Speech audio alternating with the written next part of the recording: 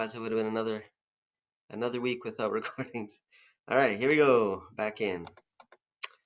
So if you have your Bibles, turn to Revelation 8. But let's just do a quick recap of all the previous 6 seals. So the first seal, we have the white horse, right, with the bow and the crown, goes out conquering. The second one is the red horse, which has the sword and goes out slaughtering. The third one is the black horse. Sorry, the black horse, who has the scales, right, and talks about famine and things like that. And then the fourth seal is the fourth horseman, the sickly one, which is death, right? Which includes famine and pestilence and plagues and all of those things, right? Kind of accumulation of everything. We then go into the fifth seal, which kind of happens in heaven there at the I'm losing all my English words today. The altar. The altar where the saints are below it asking, and asking for that time, when are you gonna bring justice and they're given white robes and told to wait a while. Then we have the sixth seal, which are kind of the natural disasters, right? So you have the sun turning to blood, the sun turning black, the moon turning to blood, the stars falling, the sky receding like a scroll, islands and mountains disappearing. And then it has this kind of continuation, this in between the sixth and the seventh, we have the sealing of the 144,000, and then it speaks about that great multitude. Now, that's something we're going to come back to, so stay tuned for that, for a future chapter when we talk about that. So after all of these things, and again, based on our own history, we're already at the ending of the sixth seal, right? So we're basically, you could almost say we're in between the sixth and the seventh seal. So let's read what the seventh seal is. This is the last seal. It's one sentence long. Does someone want to read it here? Verse 1. I should say Revelation 8. Sorry. Revelation 8, verse 1. You have I 7. can read that. Yeah, I didn't update it. I copied and pasted, and I should have changed the number there. When he opened the seventh seal, there was silence in heaven for about half an hour. Okay, so I'm going to give you the traditional answer first. So this is kind of early Adventism.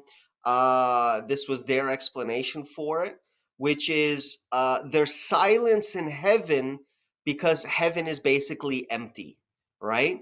God and Jesus and all the angels have left heaven and they're coming towards the earth, right? So they're in that process of coming to the earth, that second coming. Therefore, heaven is silent, right, for this half-hour period, for this short time. That was the traditional understanding for quite a long time. But I know there's been other kind of reinterpretations in the last few years. So I'm going to open it up to anyone who has heard and wants to explain what some other possibilities are. Anybody? Lynette, go ahead. I read that they were giving the people time because to get together to. Mm-hmm. Yes. Yeah. I can't remember exactly, Yes. but I know they were given time. Yeah, one of the ideas is because you'll remember that God kind of there is this kind of short period of quiet, right? The Bible says when you start hearing peace, peace, know that the coming is close, right? That kind of a verse. I'm paraphrasing there. So the idea is that before like the plagues and all that big heavy stuff happening, that there's gonna be this really short period of apparent peace, right? Like everything kind of calms down, almost like being in the the eye of the storm, right? So the storm hits, and then it looks like it ends, right? It looks like everything's peaceful, and then it hits again, right? So that's another interpretation. Any other ones that you've heard, Yvonne? I just want to ask a question. Half an hour, is that 6 months? 8 days. Well, one 8 day, days. is it 10 days, Ken? 8 days. 8 days. So it's 8 days. Because again, remember, one day is 1 year. Right. So you'd have to divide it by 24. So the year by 24. And I guess it ends up being, oh no, sorry, not 24, 48, right? Because it's half an hour. Mhm. Yeah. And I guess you get the 8 days. So it's just over a week and a day. A week and a day. Any other ideas that you've heard in terms of what this silence can represent? Yeah, that's an area that we're not absolutely sure. I know the old traditional one is that, as you mentioned, is heaven is emptying because the saints are coming back. But I know that, for example, one of the presentation is that there is something insightful at the ending of time that we don't, something that is revealed by Jesus at that time that makes everybody very silent. And one of the texts was used was something in Revelation 2 with the kings who came and they mourned when they saw and they were silent, they didn't speak and so on. So that's one of the impressions we have. And I think another one is the belief that whatever happens, the silence was due to heaven becoming silent to listen to the prayers of the saints on the earth. With all the crisis and all the problems, they now become silent, maybe because it's coming close to the end and they're listening to the prayers now ascending. So, but who knows? Yeah, well, This and is an here's the interesting problem, one. right? Ken is absolutely right, right? It gets a lot trickier. Anytime we look into the future, it becomes a lot harder than looking into the past, right? So the first 6, in general, we can get, at least a pretty good understanding, or at least we can whittle it down to, 1 or 2 options of what, in terms of what it can mean. The second we look into the future, we're still, guessing to a certain degree. Until it happens, it's hard to know for sure. So one idea is there's something so dramatic that happens that everyone just kind of stands and just watches, right? Like there's this moment of silence as people try to, I guess, try to understand what's going on. The other one, like Ken said, is as things get worse and worse, the prayers of the saints really kind of increase, and heaven is actively listening to those prayers. Those are kind of more of the positive ends. I'll give you one of the more of the negative sides, I guess. Because again, when you look at the seals, most of them are kind of negative, right? We had wars, pestilences, things like that. One idea is, and it goes back to Jesus at the cross. You'll remember that there's a certain time where God steps back, right? Where Jesus can't hear God anymore, right? My God, why have you forsaken me?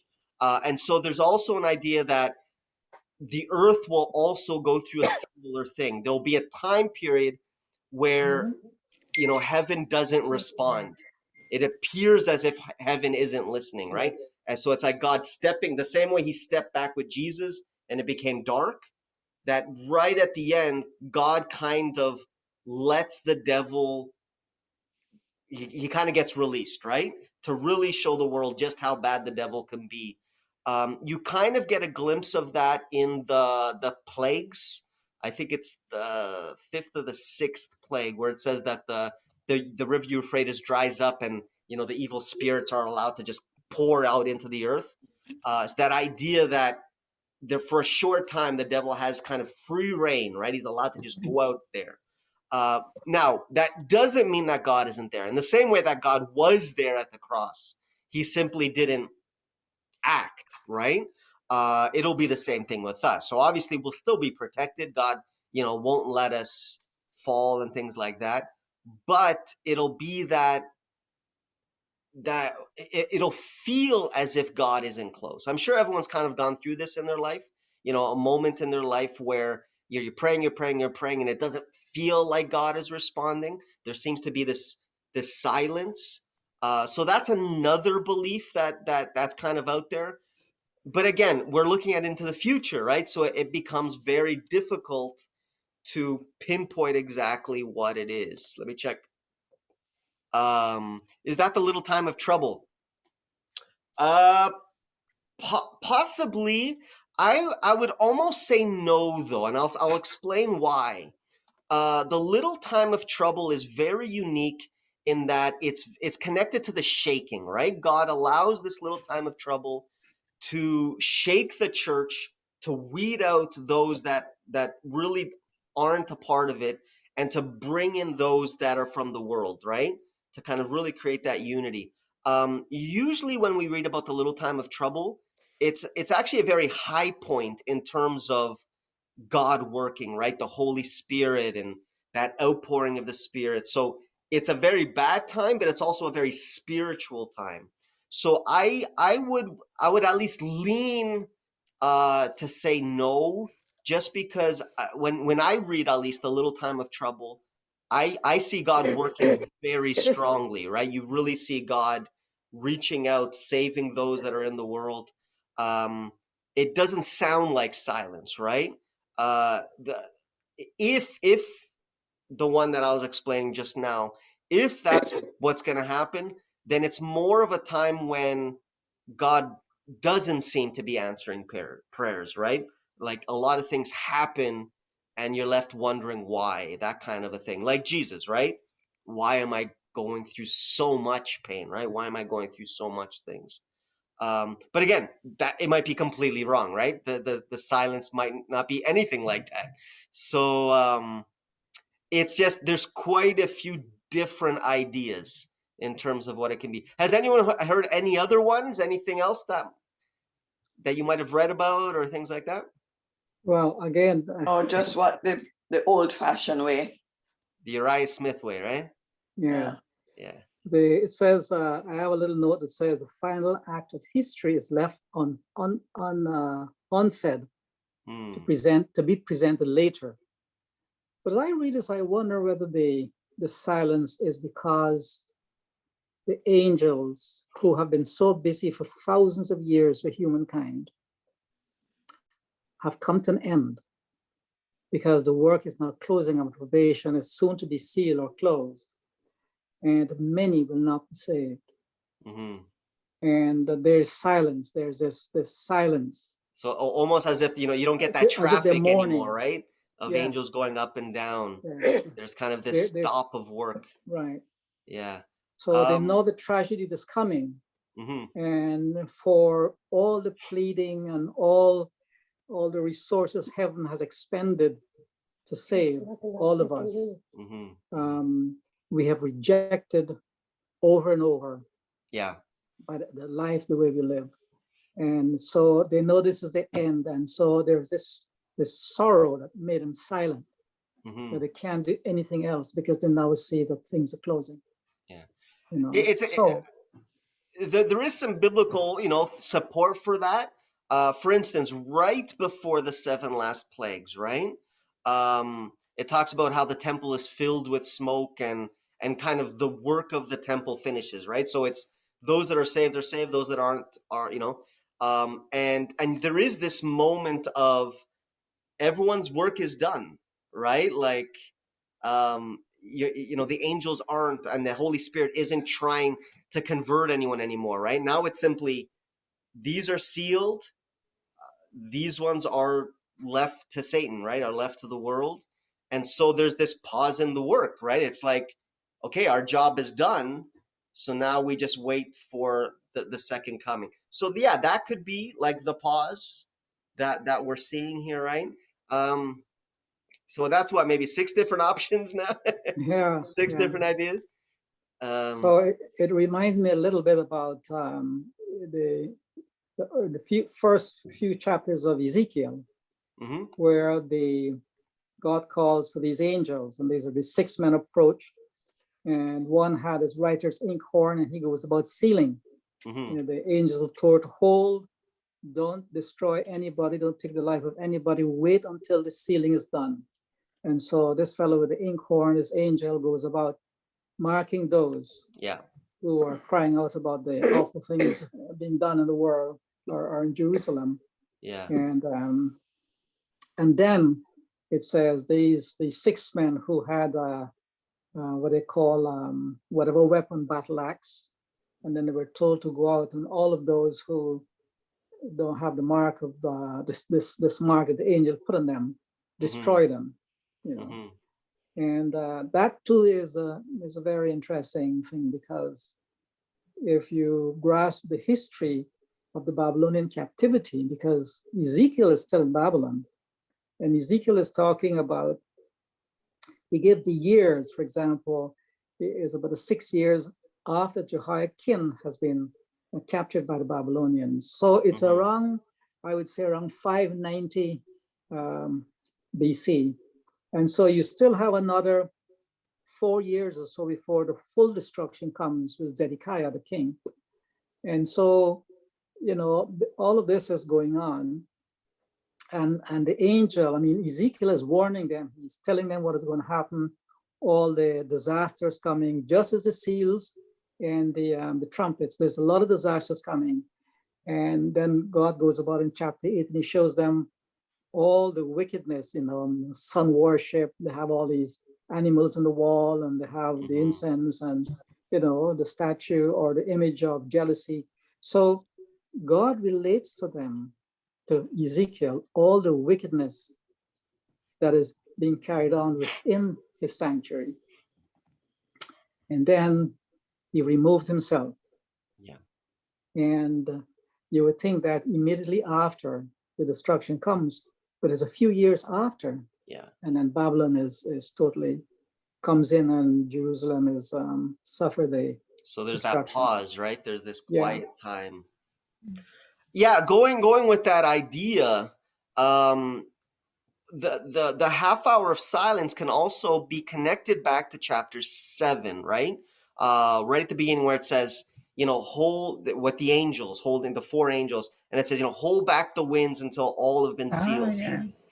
There's Ellen White has, I don't know if I presented it here or at my at Heart Lake, my old church, but there's a vision that Ellen White saw where I think it's the 4 angels that leave to come back to heaven, and Jesus sends an angel quickly to meet them like halfway and say, no, go back. I'm going to give them just a little bit of extra time, right? Like almost that little bit of extra chance. So it seems like, and then it says that they go back and they hold back the winds just a little bit longer, right? So it's possible that this 7th could simply be God saying, I'm just going to give them another half hour, right? I'm gonna wait just another half hour just to make sure that those who really want it to be sealed can be sealed. So that little gap time, right, where it's like, okay, we've made the decision, but I want to give them just that one extra chance, right? That little bit of extra time to go back. So again, you can read a lot into this one verse, right? In terms of what this silence can mean. For me, even though we can't say, okay, it's this one for sure, period. Even though we can't do that, I think one thing that's important is the time period. We're not talking about days or years or weeks. We're talking about half an hour. So whatever it is, it's very quick, right? It's just this last little blip in time, right? If it's literal, a day to a year, then again, like Ken was saying, it's about 8 days. So this 1 week of whatever silence is happening. So for me, what it's telling me is the last events of Earth history. When you go through the churches, for instance, or even the seals, you're looking at several hundreds of years, per church, per seal. You're looking at very large time periods, some bigger than others, but, a fairly large time. This seventh one is quick, right? It's very quick, less than a year, right? And so for me, what it's saying is, as we get closer and closer to the end, the things that need to happen will happen very quickly, right? It's not going to be, oh, this event happened. So let's say something like Sunday law. Oh, they've declared Sunday law. So maybe in 10 years, no, we're not talking about years after that, right? Things will be going very quickly once we move into like this seventh phase, right? So that's what I get out of this, anyways, without knowing the details. Anyone else? What do you think of? What do you picture, or what do you learn from this verse here, from the seventh seal? Pastor, the question. Yep. There's a verse, I think it's Malachi, I can't remember, don't quote me, where it says the Lord is in his holy temple. Let all the earth keep silent. Right? Is there any correlation where God being in the temple or out of the temple, whether there's silence on earth or silence in heaven? Just random thought came to mind. It's a good. I never made that connection before. There is the difference, right? In that case, it's talking about silence in heaven. In this case, it's talking about silence on earth. In Malachi, here it's talking about silence in heaven. I don't know. I can't give you an answer unless someone else can. And then we'll go to Chris. Any ideas on that verse? Anyone? I don't know. It's possible, but I would definitely have to like read it, look at the context, and see if there's any sort of kind of correlation there. All right, let's jump Yes, to Chris. Yeah, go ahead, Ken. Go ahead.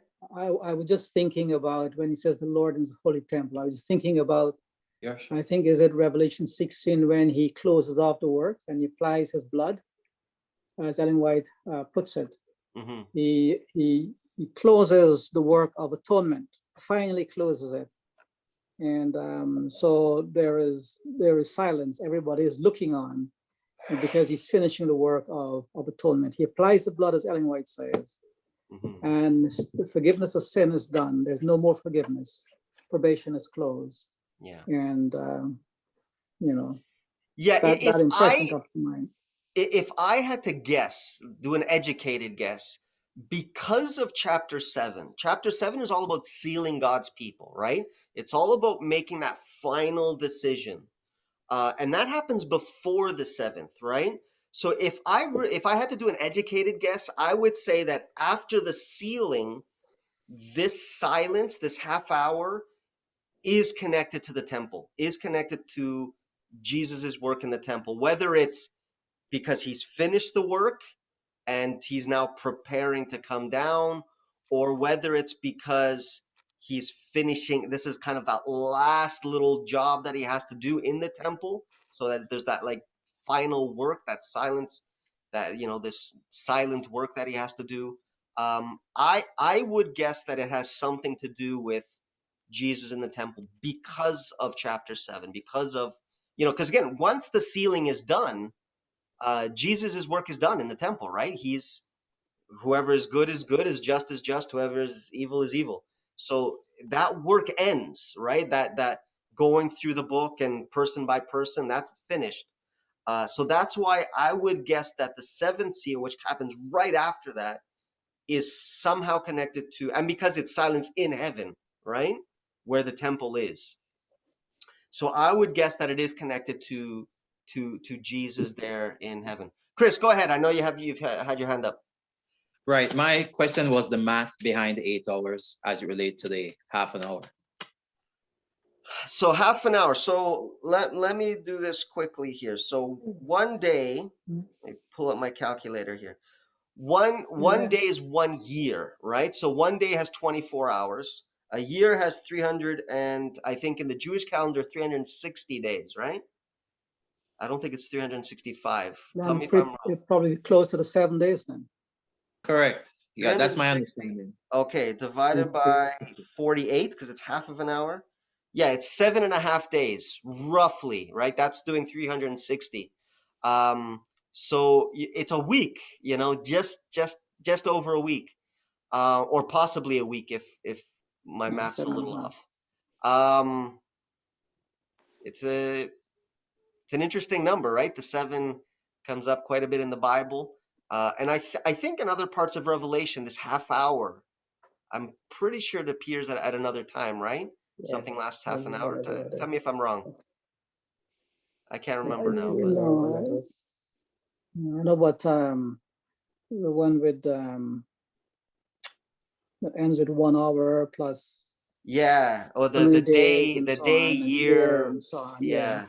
Let me 365. let me do a quick search on here just to double That's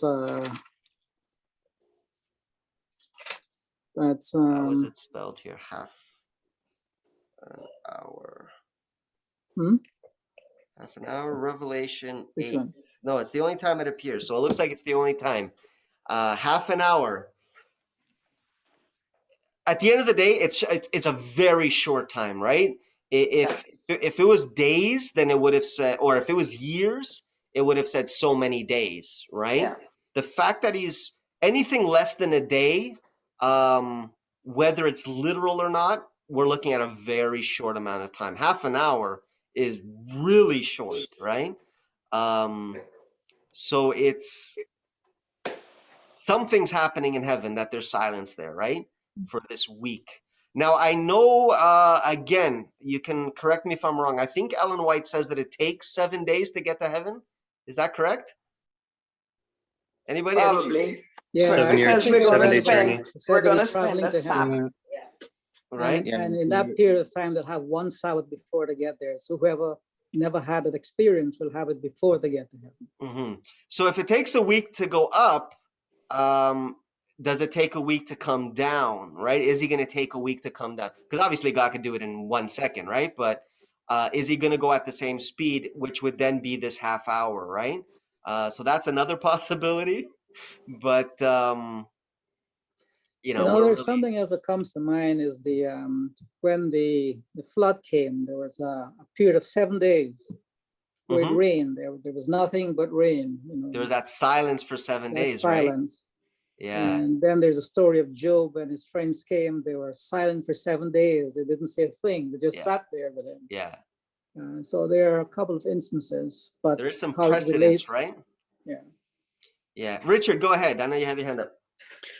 Thought comes to my mind just looking at an earthly court case. The only time that a courtroom is usually silent is when the juries are deliberating to make the final verdict. Yeah. So, and if this is a period right between the plagues and the final sealing, you know, it could be just that sealing time itself. You know, we think it happens in the snap of a finger, but perhaps it's this 7 days period or whatever it is, where Jesus says, "He who is holy, let him be holy still. He who is righteous, etc., etc." That process of confirming each individual, each soul, because there's billions and billions and billions and billions and billions of souls that God is going through to finalize what needs to be done. I like that idea too, and it kind of connects me with, when God had those meetings, between the Godhead in terms of how they were going to save humanity, right? And Jesus goes in His presence 3 times. We have to remember that the work that Jesus is doing right now, it appears as if He's kind of doing it by Himself, right? He's going through the books, He's settling it up. But we know that Jesus doesn't do anything without the Father's approval, right? So what this silence could also be is, okay, Jesus has finished His work, but now He presents it to God the Father, who kind of gives Him the seal of approval, right? Like, yes, I agree with every decision you've made here, because we know He's going to do that with us, right? We know the 1,000 years up in heaven is for us to go over the books that Jesus has done. So it does set a precedent that Jesus would do the same thing with the Father, right? This is my final report. These are who I saved. These are who I sealed, and those that I haven't. And perhaps this silence is that meeting between God, right? Saying, okay, let's go through all the names again. and certify everything that Jesus has decided. That's another possibility. Louise, go ahead. Yeah, I have here, it says in this verse, the Apostle John tells us there's silence in heaven for about half an hour. You must have estimated the time from an earthly perspective because such delays have little meaning in an eternal heaven. Yeah, The silence is- absolutely. Yeah. Yeah, Yeah. the silence is significant just as silence pervades a courtroom when the judge is about to render a verdict in a criminal trial. So the occupants of heaven fall silent as they anticipate that the judge of the universe is about to do. Yeah. So What it's the that judge- waiting period, right? So okay, the verdict has been done, and there's that silence as everyone kind of just waits for the result. All of these are good answers. That's the problem, right? All of So these can work. Go ahead, Ken. sometimes you wonder if now he opens the last seal, so the scroll is now open. Mhm. Is the scroll opening says something about, I mean, the scroll is not as important as Christ himself, because he's a lamb slain. He's the one everybody has focused on in heaven. So he breaks the last seal and he probably opens the scroll, but what does the scroll have? Yeah, what's in there, right? What's the What's in message? there? And it must relate to Jesus, something special about him, that the whole of heaven is silent after he opened that last seal. Yeah. Which again, when you read through Revelation, heaven is never silent. All right, heaven is always filled with music and adoration and praise and just movement, right? Because there's always work going on. So having silence in heaven is huge, right? This is a big deal.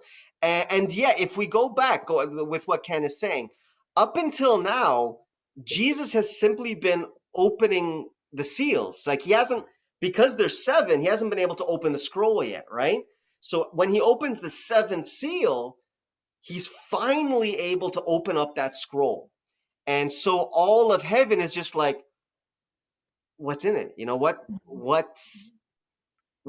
is so special that only the Lamb of God could open, right?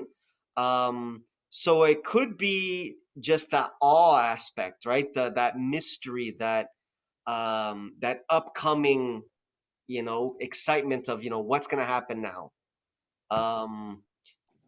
Again, all of these can work. Hopefully it's one of these, right? Hopefully it's not something completely different that we haven't thought of yet. But it's possible too, right? Maybe there's something that we're missing. The funny thing is that once it happens, we'll probably understand it. We'll be like this, oh, of course, it's so obvious. Obviously, this is the sign, right? But we're just a few words before that, right? We're in between the sixth and the seventh right now. I believe we're in the process of that sealing, right? God is actively sealing his people and making that final distinction between the saved and the lost, right? So once he's finished that work, it's the seventh seal, and we just have to wait. One thing that's interesting is when the work of sealing is finished, here on earth, we have no idea. Like the earth continues as normal, right? Like we don't, at least that short amount of time before, the plagues and everything else happens. But there isn't a sign on earth that says God has finished, sealing his people. It'll be like Ken, I had a perfect example. It'll be like Noah, they're going to go in the ark, but for 7 days, life is perfectly normal, right? The people are still working and going to sleep, and but then after those 7 days, the consequence, finally arrives, right? Which works really well with what we've been talking about, right? The work is complete, but there's this, 7, 8 days of just wait and see before the actual consequence, comes down on earth. The only difference, of course, being is Again, this isn't silence on earth. This is silence in heaven, right? Big question marks, big question marks.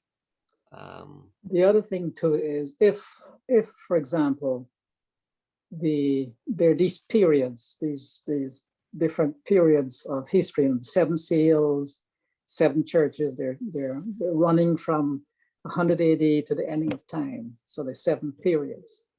And so the 7th seal and the 7th trumpet ends about the same period. Mm-hmm. And in the 7th, before it says, before they begin to sound the 7th trumpet, but the mystery of God is finished. Yeah. We said the mystery is the gospel has come to an end. And I was just thinking, how do we relate the two if those periods were, because of course there's some scholars who say that they don't believe in those specific periods. But if those periods were true, because there are many traditional writers who said that there are these periods from 100 AD down to the ending of time, as we have been showing some of the periods. Mm-hmm. How does it relate, or do they relate? Is there any significance between the silence and the finishing of the gospel? Yeah, again, that works, right? Because the work is done, right? There is no more preaching necessary. There is no more trying to change hearts or things like that. Yeah, I think we're just gonna have to wait and see and be silent until it happens, right? And the funny part is, because this happens in heaven, we might not understand it until we get to heaven, right? It might not be connected to the earth. Now, the only caveat being, and Ken already mentioned this, if the 7 seals and the 7 trumpets are parallel, then the 7th trumpet is connected to the 7th seal, or at least the time frame is the same. And the 7th trumpet does talk about the earth, right? And it's actually the exact opposite kind of what's going on in heaven. So that might give us a bit of a clue, but we'll have to wait and see until we get to the 7th trumpet, right? We don't have too much time. So what I think what we're going to do is we're going to read just a few verses before the actual first trumpet, all right? Because there's a little bit of explanation happening that kind of sets up the 7 trumpets, all right? We don't have enough time to start the first trumpet, but I think we have enough time just to do that introduction. So if there's nothing else on this, any final thoughts on the 7th seal? Or are we okay to continue on a bit? Silence. All right, good. Keep going. Oh, I kept verse 1 there, but does someone want to read? Let me see here. Someone want to read verses 2 and 3? 2 and 3. Lynette, go ahead. And I saw the 7 angels who stand before God, and to them were given 7 trumpets. Then another angel having a golden censer came and stood at the altar. He was given much incense, than he should offer it with the prayers of all the saints upon the golden altar, which was before the throne. Okay. Now, I know the word says, and I saw 7 angels stand before God. So it makes it sound as if, okay, the 7 seals have ended, and now it's going to continue on kind of in history, right? So what happens after the 7th seal? Some people actually do take that. They think that the 7 trumpets are separate from the 7 seals. Traditionally speaking, we say they're parallel. So while the 7 seals kind of show us almost heaven's perspective, the 7 trumpets are very much what's happening here, kind of on earth. Trumpets basically have 2 main purposes in the Bible. The first one is you blow the trumpet in terms of celebration, right? For instance, you've won a battle, the king's coming back or whatever, and you blow those trumpets in victory. The other one is you blow the trumpets for warnings, right? You know, wake up the people and alert them to upcoming danger.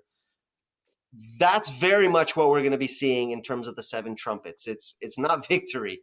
It's very much a warning call, right? Which is actually fairly similar to even the trumpets, the seals actually, where God is kind of warning God's people what is coming in the future, right?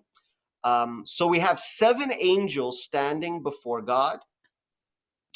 And then another angel appears with a golden censer, right, with a bowl. He's given much incense, and he offers that incense with the prayers of the saints, which kind of connects you back to the 5th seal, right, where you have kind of the saints there, their prayers there by the altar.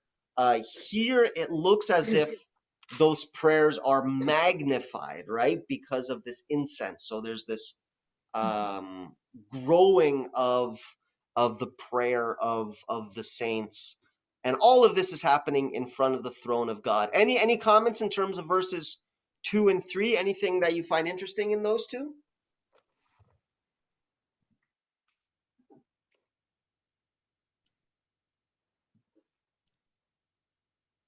All right, let's read the next 2 verses, and then we can always go back. All right.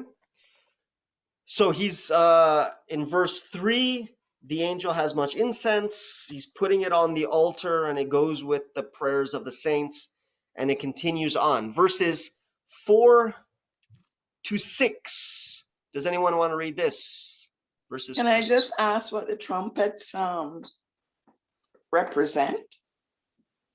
Well, they're going to be the 7 trumpets, right? So once we get into the 7 trumpets, that's what they represent.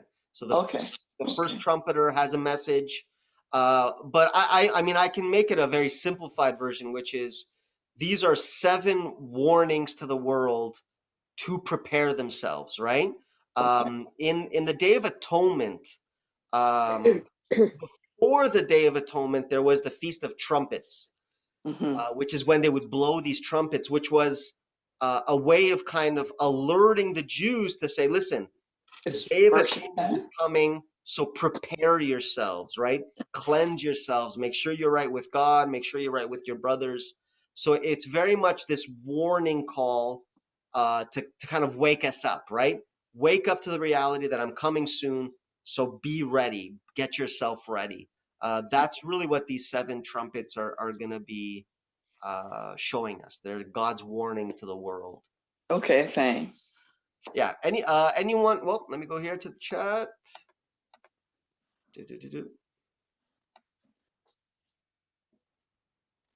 What made the interruption and brought about the change? Let us first determine the length of the prophetic hour. A day in prophetic. So what? Yeah, 1 day equals a year. 1 hour is 24th part of a prophetic year. Figuring 30 days to a month, it would be about 2 weeks. Half an hour out of the 2 weeks would then be several literal days. Yeah, that's what we were talking about. So it appears as if that half hour is, 1 week. There's this 1 week of silence, which works perfectly well with like the Noah's Ark story, right? There's that 7 days of silence. There's no rain. They're just stuck in this boat. They've been sealed, right? They're sealed there in the boat. They're saved, but nothing happens for 7 days before the deluge comes. So it could be that, right? It's God's people have been sealed, but then there's these 7 days of just waiting before something finally, happens here on earth. All right, anyone want to read verses 4 to 6? These will be our last 3 verses for today, and it'll set us up for next week with the 7 trumpets. And the smoke of the incense with the prayers of the saints ascended before God from the angel's hand. Then the angel took the censer, filled it with fire from the altar, and threw it to the earth. And there were noises, thunderings, lightnings, and an earthquake. So the 7 angels who had the 7 trumpets prepared themselves to sound. All right. So, if this is still connected to the 7th seal, right? Because this is one interpretation. It's not the traditional one, but it's one that some people have. So he opens up the 7th seal and there's silence for half an hour. At the end of that half an hour, this angel shows up with this incense. It goes with the prayer of the saints, and then he fills the censer and with the coals of the prayers, right, and throws it down to the earth. And suddenly there's noise, thunderings, lightnings, and earthquake, right? That's one interpretation, which would then be like that setting up like the last plagues and like the big turmoil that's going to be happening at the end there. I don't know. Any ideas on what this means? How you see it? Because it says after that, the 7 trumpeters prepare to sound, right? Right. So It's waking up the people, preparing them, let them know that it's happening. mhm, I think. mhm.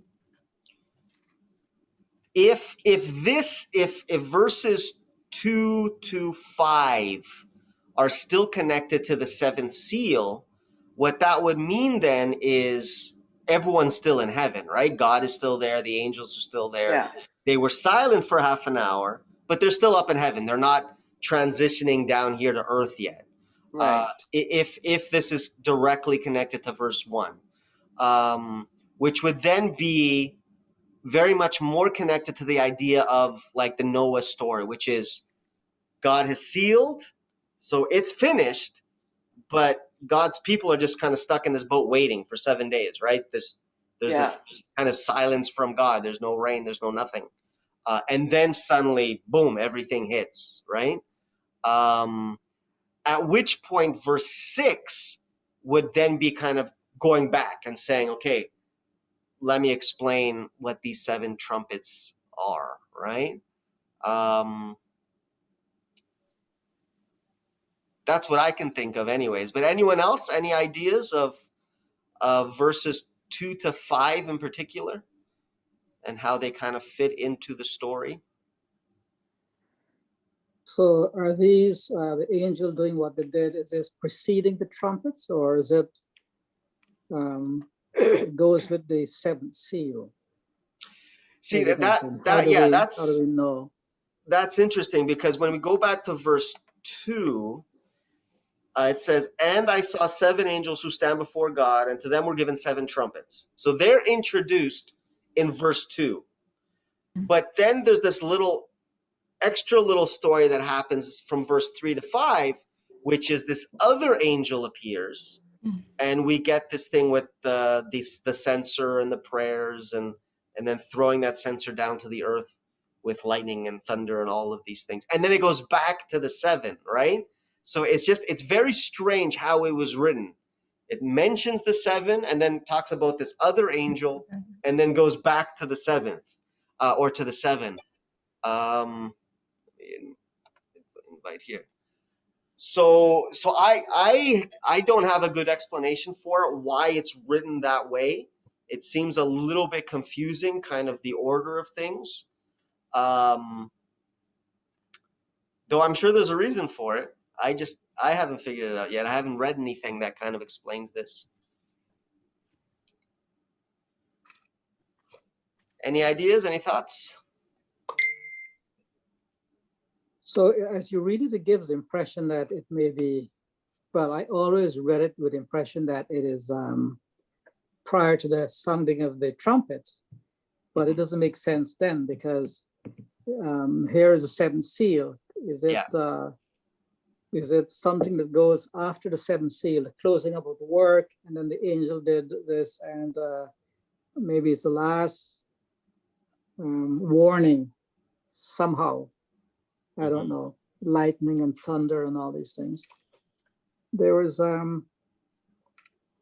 back to Ezekiel. It says in chapter 7, Ezekiel, just before the destruction of Jerusalem, it says in 14, verse 14 says, they have blown the trumpet and made everyone ready, but no one goes to battle. For my wrath is on all their multitude. The sword is outside, the pestilence and famine within. Whoever is in the field will die. Well, let's go into verse 15. But the trumpet is a warning. Yeah. So this is interesting. I've never really, as I said, as I read this, thought of it as a preliminary before the trumpets. But then again, there seems to be like a final warning. The prayers ascend with the righteousness of Christ. Forgiveness is done, maybe probation closes. And this is just off my head speculating based on the verse. Everything is closed up. And these things, then the angel throws the fire and so on, and hear these things. I don't know. I'll have to go back and do some more digging in this one because me too, actually. It appears to be connected to verse 1, right? When you kind of just read it the way, quickly, it looks as if, the seventh seal is open, there's that silence in half an hour, and then these angels appear. The reason why that's kind of an issue is because the way we usually interpret it is the 7 trumpets kind of are like going back to the beginning, right? So that the first trumpet is connected to like the first seal. But the way that it's written, which is a little bit kind of jumbled up, it almost makes it sound like the 7 trumpets happen after the 7 seals, right? When you read it like that. But when we go through the 7 trumpets, at least from everything that I've studied, it very much does seem to parallel the 7 seals, right? And so that's why I'm a little bit confused kind of when you read it just verse by verse and try to see where the connections are. So yeah, I'm not 100% sure either, actually. It's funny because it has nothing to do with prophecy, right? These are kind of just the small verses in between the prophetic chunks, and yet even these verses sometimes can kind of get you confused, right? The way that it's written can sometimes be a little bit confusing in terms of trying to find what the order is, right? What the chronological order of events is that's going on here. So I think what we might do is I'm going to leave it like this, kind of unanswered. And, if you have time, try to study it during the week. Maybe, look at some books or check on the internet. And maybe next week, when we do the first trumpet, we can also go back to these verses and see if we can make some sort of understanding in terms of why it's written in that order, right? So yeah, let me just end it off there. That's the first trumpet, so let's not. Oh wait, let's see here. I added a few extra verses here. So this is Leviticus 23. So this is talking about the Feast of Trumpets. So this is Leviticus 23. I'll read these few verses here. Then the Lord spoke to Moses, saying, "Speak to the children of Israel, saying, in the 7th month of the first day, on the first day of the month, you shall have a Sabbath rest, a memorial of blowing of trumpets, a holy convocation." So this is talking about that Feast of Trumpets. "You shall do no customary work on it, and you shall offer an offering made by fire to the Lord." So if you look at the time frame, it's on the first day of the 7th month that they would blow these trumpets. And then in verse 26, it goes like this. "And the Lord spoke to Moses, saying, also on the 10th day of the 7th month shall be the Day of Atonement. It shall be a holy convocation for you. You shall afflict your souls and offer an offering made by fire to the Lord." So the Feast of Trumpets was kind of the preparation for the Day of Atonement. which is kind of what we're going to be reading when we go through the 7 trumpets. It really is God saying, listen, the Day of Atonement is coming. It's, that process is starting soon. So I'm warning you, I'm preparing you for that time period, right? For that event. And then I also have Numbers 10 here. This is just one that I threw in there to show the difference between the trumpets. Numbers 10, 1 and 2 says this, and the Lord spoke to Moses, saying, make 2 silver trumpets for yourself. You shall make them of hammered work. You shall use them for calling the congregation and for directing their movement of the camps. So the work of the trumpet is to call the congregation, right? To alert them and to guide them, right? And for me, you see that with the 7 trumpets. It's God alerting the earth and trying to guide them in the right direction, right? To avoid kind of the negative consequences. And I have Joshua. Boy, I put a lot of verses here. I didn't even remember. Joshua 6, verses 2 to 4 says this. And the Lord said to Joshua, see, I have given Jericho into your hand, its king and the mighty men of valor. You shall march around the city, all you men of war. You shall go all around the city once. This you shall do 6 days. On the 7th, the priests shall bear 7 trumpets of ram's horns before the ark. But the 7th day you shall march around the city 7 times, and the priests shall blow the trumpets. Right? Everyone knows the story. It's the fall of the walls of Jericho, right?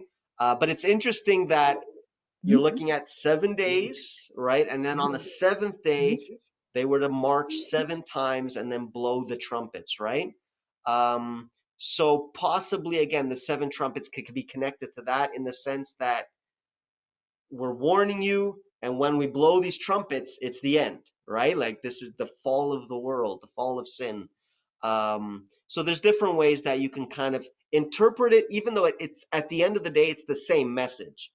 It's God warning us and telling us of what's to come, right? What is coming quickly here upon the earth. All right, so I'm gonna close this. And so next week, if you can, if you have time, study it for yourself. See if you can find any sort of reasoning for those few verses there, and we will start the 7 or the first of 7 trumpets. I'm going to stop recording here.